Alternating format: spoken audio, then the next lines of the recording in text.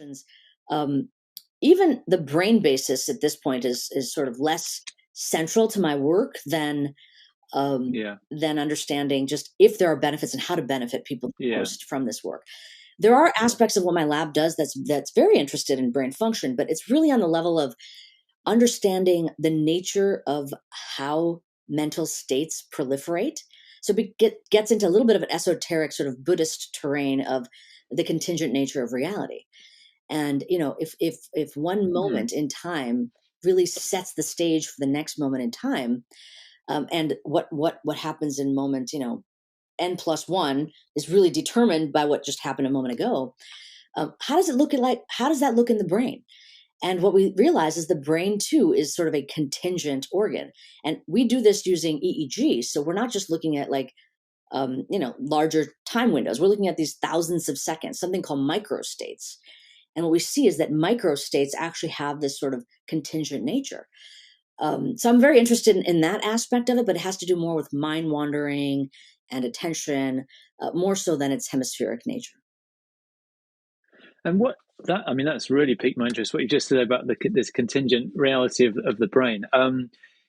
I mean, what do you see a difference in the brains of people who are really, well, either very experienced meditators, or even, I mean, I don't know how you would measure wisdom, but people who've attained quite deep wisdom or insight into the contingent nature of reality, you could say. I mean, goodness knows how you would measure that, but is there anything that you can sort of see objectively through an ECG or a brain scan? Yeah, I would say I'm now commenting on the broader field of contemplative Yeah. neuroscience. And yes, we are learning a lot about this. What we know, for example, is that it's not so much about this contingent state. That has happened very little. Okay. But just to say in broad strokes, yes, long-term practitioners have particular nodes in their brain that have increased what's called cortical thickness. You can almost think about it as like Okay. certain muscle groups are stronger because they're working them out. That's the Right. way of thinking about it. We know that interconnection between certain brain networks is better. The dynamics are smoother. And, we talked about mind wandering. We know what the brain network that really is involved in mind wandering, with this internally directed attention. And with long term and even short term practice, you can see that activation in that network, something called the default mode network, which is actually multiple Yes. subnetworks, it can get dialed down. So we see things are making sense. Like the thing that's part of the training is showing up in the way that the brain looks.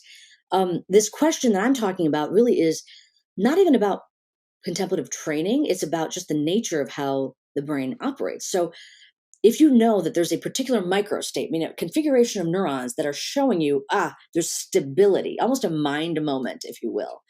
And that mind Yeah. moment by mind moment configuration um, has a temporal contingency. It's likely to be the same. And so if you're in state one in these microstates, you're likely to be in state one in the next Right. moment.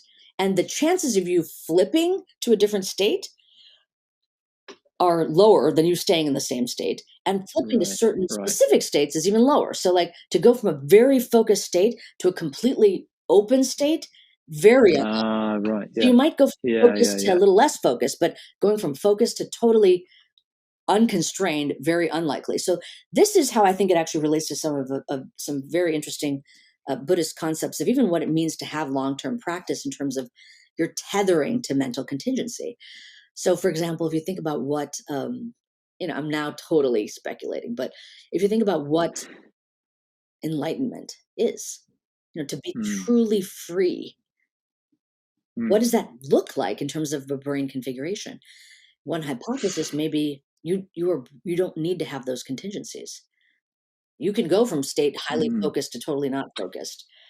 You can go to any dimension with ease and without that Yeah. kind of compulsion to be tied into what's going on. Yeah. Now, we don't know, but it would be interesting to see even how contemplative practice, long term or short term, impacts the contingencies between these microstates as a way to understand more fundamentally how practicing frees us in some sense. That sounds